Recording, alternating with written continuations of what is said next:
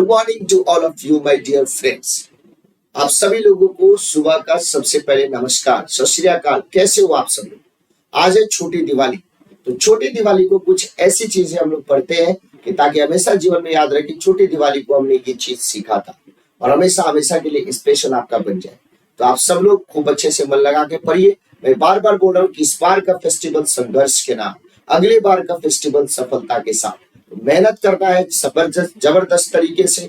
कल की क्लास में मैंने बहुत सारे बच्चों का ऑफलाइन कमेंट चेक किया कि कितने बच्चों ने ऑफलाइन कमेंट किया था। बहुत कम बच्चों ने किया था और ये दुर्भाग्य की बात है। आप सब लोग मेरी बातों को मानोगे तो आपका फायदा होगा और बाकी आप सब लोग स्वतंत्र हो। जैसे मैं स्वतंत्र हूँ वैसे आप भी स्वतंत्र हो। आपका नहीं मन करेगा तो नहीं क्लास लोगे, नहीं मन करेगा तो नहीं करोगे कमेंट।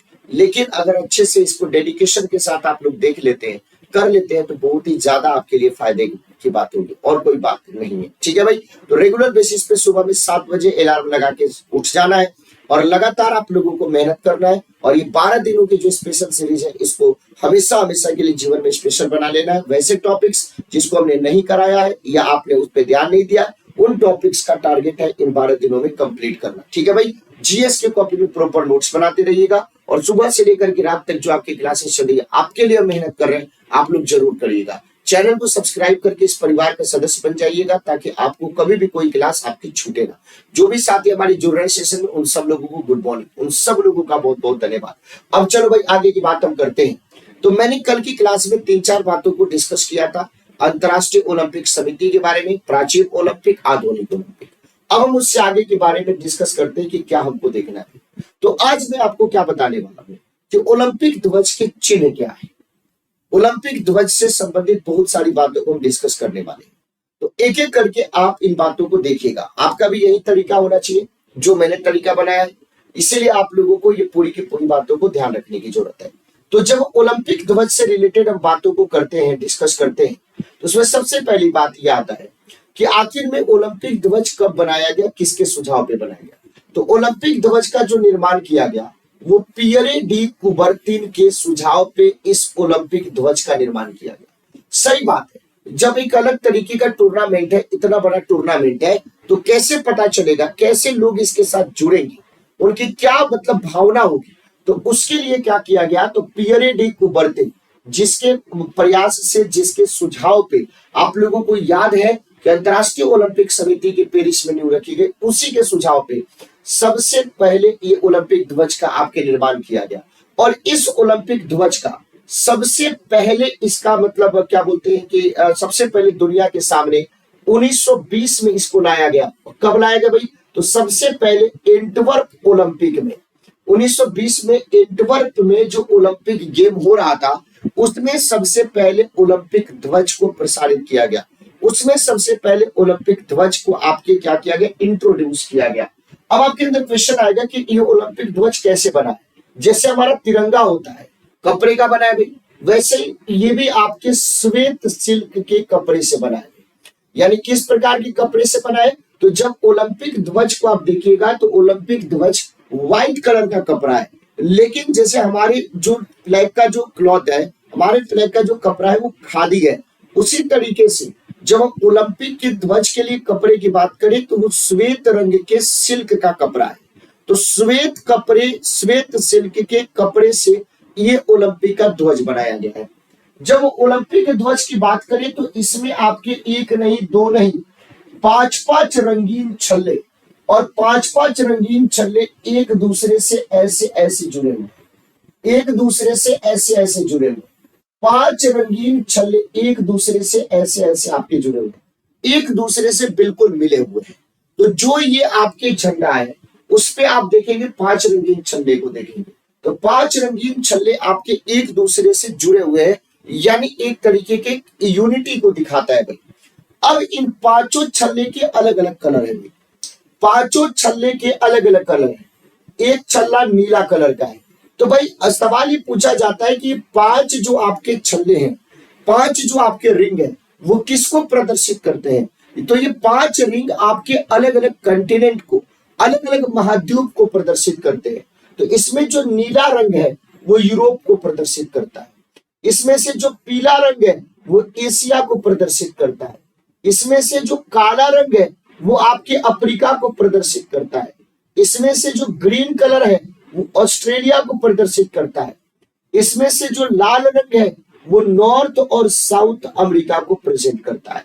तो ये बहुतों बार आपके पेपर में सवाल पूछा गया है कि जो ओलंपिक जो पांचों आपके रिंग है, जो पांचों आपके छल्ले हैं, उनमें से काला वाला जो छल्ला है वो किसको प्रदर्शित करता है? तो काला वाला छल्ला आपके अफ्रीका कंटिनेंट को प्रदर्शित करता है, अफ्रीकी महाद्वीप को प्रदर्शित करता है।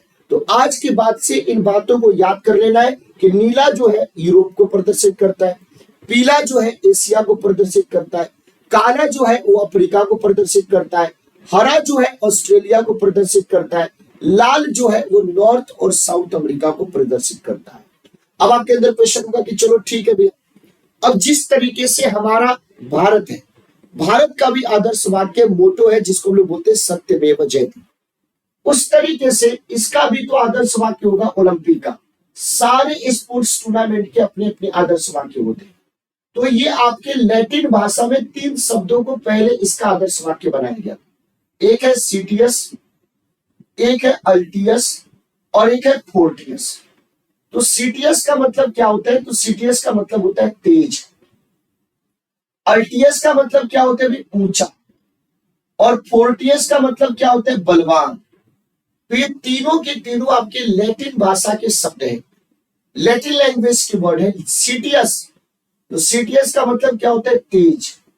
अल्टियस का मतलब क्या होता है? ऊंचा। फोर्टियस का मतलब क्या होता है? बलवान।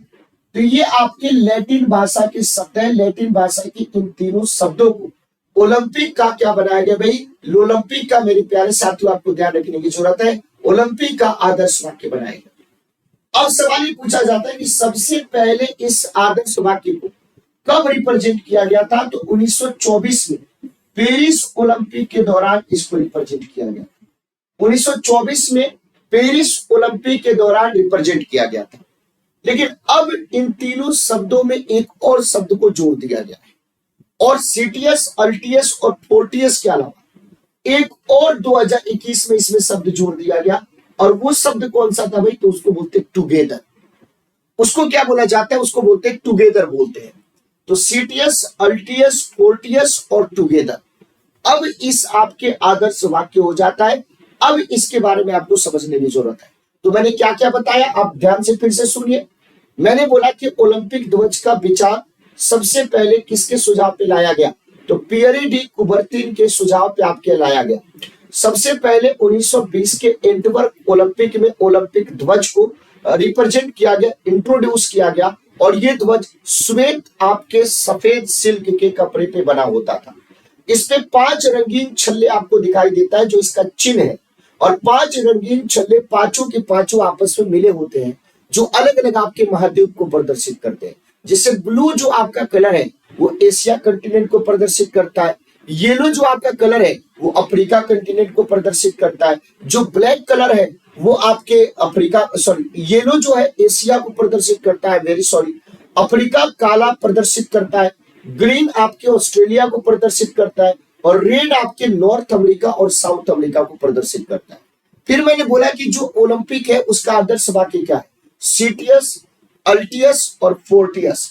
तो सीटियस यानी तेज, अल्टियस यानी ऊंचा, फोर्टियस यानी बलवान। और सबसे पहले इस आदर्श वाक्य को 1924 आपके ओलंपिक, पेरिस ओलंपिक में इंट्रोड्यूस किया गया। और 2021 में इसमें एक और शब्द जोड़ दिया गया, और उस शब्द क्या था? टुगेदर। तो इस तरीके से अब जो ओलंपिक का आदर्श वाक्य है सीटियस, अल्टियस, फोर्टियस और टुगेदर।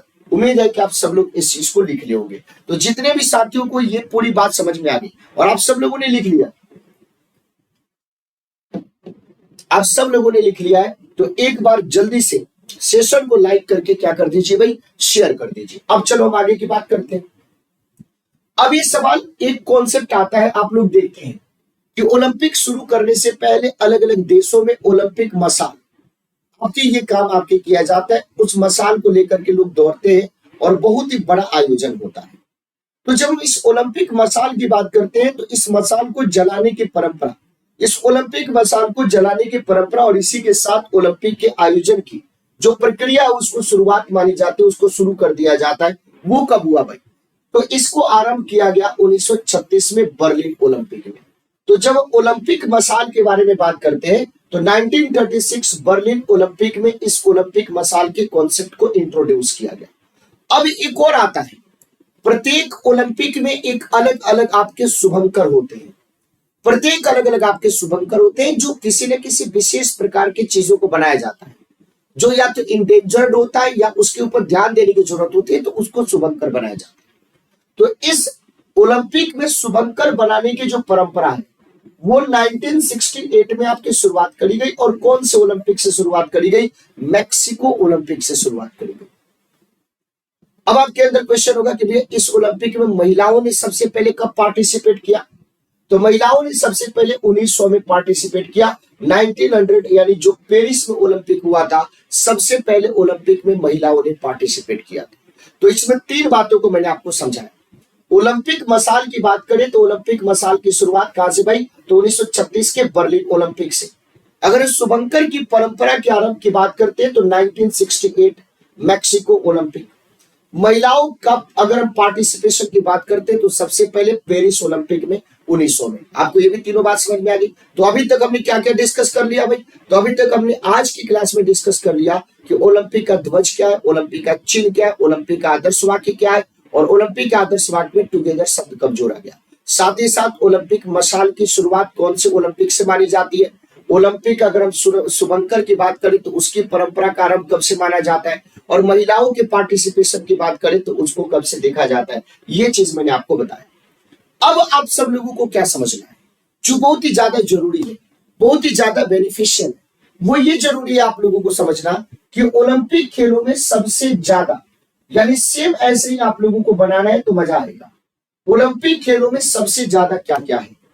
अब पहला सवाल ये पूछा जाता है कि एक ही ओलंपिक में सबसे ज्यादा गोल्ड मेडल जीतने वाला, एक ही ओलंपिक में जितने भी ओलंपिक का आयोजन हुआ उन सारे ओलंपिक में किसी एक ओलंपिक में, मतलब किसी भी ओलंपिक में सर्वाधिक व्यक्तिगत स्वर्ण पदक जीतने वाला कोई व्यक्ति था तो वो यूएसए का था। उसको क्या बोलते हैं? Michael Phelps. तो माइकल फेल्प्स जो कि यूएसए यूनाइटेड स्टेट्स अमेरिका के तैराक हैं, एक स्विमर है जिनको गोल्डन शार्क भी कहा जाता है, उन्होंने व्यक्तिगत तौर पे सबसे ज्यादा पदक ओलंपिक में हासिल किया है। यानी आज तक के इतिहास में ओलंपिक में जितने भी लोगों ने पार्टिसिपेट किया है उसमें व्यक्तिगत तौर पे सबसे ज्यादा पदक जीतने वाले कोई शख्स है तो वो कौन है भाई? माइकल फेल्प्स है। फिर सवाल ये पूछा जाता है कि किसी भी आपके एक ओलंपिक में, किसी भी एक ओलंपिक में सबसे ज्यादा पदक जीतने वाले जो खिलाड़ी है उनका नाम क्या है? तो 2008 में चाइना में बीजिंग ओलंपिक हुआ था। 2008 में चाइना में बीजिंग में ओलंपिक हुआ था और इसमें माइकल फेल्प्स ने टोटल 8 स्वर्ण पदक आपके जीता था। टोटल 8 स्वर्ण पदक जीता था। तो टोटल 8 स्वर्ण पदक जीता था और इसको ध्यान रखने की जरूरत है। इसी के चलते इस बीजिंग ओलंपिक में इनको एक नाम दिया गया था और नाम क्या था? Golden shark. और अभी तक पूरे के पूरे समग्र रूप से सबसे ज्यादा पदक जिसमें हम गोल्ड मेडल मिला ले, जिसमें हम सिल्वर मेडल मिला ले, जिसमें हम ब्रॉन्ज मेडल मिला ले, वो भी किसके नाम है? फेल्प्स के नाम पे। तो माइकल फेल्प्स के ऊपर ओलंपिक में 3 सबसे बड़े रिकॉर्ड है। पहला रिकॉर्ड, सबसे ज्यादा स्वर्ण पदक जीतने वाला खिलाड़ी पूरे ओलंपिक के इतिहास में अभी तक, जब तक मैं आपको पढ़ा रहा हूं। हो सकता है कि इसके बाद जो पेरिस में ओलंपिक होना है कोई और रिकॉर्ड तोड़ दे, लेकिन अभी तक सबसे ज्यादा स्वर्ण पदक जीतने वाला खिलाड़ी व्यक्तिगत तौर पे अगर कोई व्यक्ति है तो माइकल फेल्प्स, यूएसए का तैराक है भाई। किसी एक ओलंपिक में सबसे ज्यादा पदक जीतने वाला अगर कोई खिलाड़ी है तो सीधे तौर पे कौन सा आ जाएगा? Michael Phelps. 2008 में जब बीजिंग में ओलंपिक हुआ था चाइना में, तो टोटल इसने 8 स्वर्ण पदक जीते थे और इसको गोल्डन शार्क नाम दिया गया था। और पूरे के पूरे अगर समग्र रूप से बात करें जिसमें सारे प्रकार के कलर के पदक को मिला दिया जाए, गोल्डन मिला दिया जाए, आपके सिल्वर मिला दिया जाए, ब्रॉन्ज मिला दिया जाए, तब भी सबसे ज्यादा पदक अभी तक के ओलंपिक के इतिहास में किसने जीता है? तो माइकल फेल्प्स ने जीता है भाई। माइकल फेल्प्स ने जीता है। आपने बोला कि ठीक है। अब यहाँ पे सवाल बोला जाता है कि चलो ये तो पुरुष की बात हो गई या मतलब ओवरऑल बात हो गई, लेकिन अगर सवाल अब से भैया पूछ दिया जाए कि भाई सर्वाधिक स्वर्ण पदक जीतने वाली महिला कौन सी है। सर्वाधिक आपके स्वर्ण पदक जीतने वाली अभी तक के इतिहास में ओलंपिक में कौन महिला है, तो उसका नाम है लात्यलीना। उसका नाम क्या है, लात्यलीना, जिसने आपके महिला कैटेगरी में जिम्नास्ट वाले आपके खेल में टोटल आपके 9 स्वर्ण पदक जीते हैं। तो सबसे ज्यादा स्वर्ण पदक कोई एक महिला जिसने ओलंपिक में अभी तक जीता है तो उसका नाम है लात्यलीना। जिम्नास्ट में इसने टोटल आपके 9 स्वर्ण पदक आपके जीते हैं अभी तक। तो इसके बारे में आपको ध्यान रखने की जरूरत। अब सवाल ये पूछा जाता है कि किसी ओलंपिक में एक देश के द्वारा सबसे ज्यादा गोल्ड जीता गया, तो वो किसके द्वारा जीता गया भाई, अमेरिका के द्वारा जीता गया। तो अमेरिका का खिलाड़ी जीता है। तो अमेरिका का सबसे ज्यादा बार कौन से देश में ओलंपिक का आयोजन हुआ है, तो यूएसए में टोटल आपके 4 बार ओलंपिक का आयोजन हुआ है। 1904 में हुआ है, 1932 में हुआ है, 1984 में हुआ है, 1996 में हुआ है। तो सबसे ज्यादा बार ओलंपिक का आयोजन कौन से देश के द्वारा किया गया, यूएसए के द्वारा। देखिए सवाल ये भी पूछा जाता है कि सबसे ज्यादा बार कौन से शहर ने ओलंपिक का आयोजन किया, तो जब शहर पूछ दे तो ब्रिटेन का लंदन आ जाता है। जब शहर पूछ दे तो ब्रिटेन का लंदन आ जाता है, और जब आपके देश पूछ दे तो सीधे तौर पे यूएसए आ जाता है। तो ये बात मैंने आपको बताई। तो आज की क्लास में, क्योंकि हमको ज्यादा वो बोरिंग नहीं बनाना है क्लास को, हमको इतना ही बनाना है कि पूरी चीजें आज की क्लास में याद हमारी हो जानी चाहिए। तो आज की क्लास में हमने आपको क्या सिखाया, तो आज की क्लास में हमने 2-3 बातों को सिखाया और बहुत ज्यादा इंपॉर्टेंट बातों को सिखाया। सबसे पहले मैंने बताया ओलंपिक ध्वज के बारे में। तो ओलंपिक ध्वज के जो विचार है वो कुबर्टिन के आपके सुझाव पे आपके आया था। सबसे पहले एंटवर्प ओलंपिक 1920 में इसको इंट्रोड्यूस किया गया था। ये जो ओलंपिक का ध्वज होता है वो श्वेत सिल्क के कपड़े से बना होता है। अगर हम इसके चिन्ह की बात करें आपके ओलंपिक के, तो 5 आपके क्या होते हैं, छल्ले होते हैं जो एक दूसरे से मिले हुए होते हैं, जिसमें ब्लू कलर यूरोप को प्रदर्शित करता है, येलो एशिया को, ब्लैक अफ्रीका को, ग्रीन ऑस्ट्रेलिया को, रेड आपके नॉर्थ और साउथ अमेरिका को। फिर मैंने बोला कि इसके आदर्शवाद की बात करें तो सीटीएस, अल्टीएस, फोर्टियस, तेज, ऊंचा और बलवान है लैटिन भाषा में। और सबसे पहले 1924 के पेरिस ओलंपिक में इसको प्रदर्शित किया गया था। 2021 में इसमें एक और शब्द जोड़ दिया गया, उस शब्द क्या था, टुगेदर, यानी साथ में। फिर मैंने बोला ओलंपिक मसाल की शुरुआत कब करी गई थी भाई, बर्लिन ओलंपिक 1936 में। शुभंकर की शुरुआत कब करी गई, 1968 मैक्सिको ओलंपिक में। और महिलाओं ने सबसे पहले कौन से ओलंपिक में पार्टिसिपेट किया, तो पेरिस ओलंपिक में 1900 में भी। फिर ओलंपिक खेलों में सर्वाधिक में मैंने बोला कि सबसे ज्यादा पदक जीतने वाला व्यक्ति अभी तक के ओलंपिक में फेल्प्स, सबसे ज्यादा गोल्ड मेडल जीतने वाला फेल्प्स। किसी एक ओलंपिक में सबसे ज्यादा स्वर्ण पदक जीतने वाला फेल्प्स। लेकिन सबसे ज्यादा स्वर्ण पदक जीतने वाली महिला की बात करें तो वो 9 स्वर्ण पदक के साथ लात्यलीना का नाम आ जाता है, जो जिम्नास्ट में जीती है।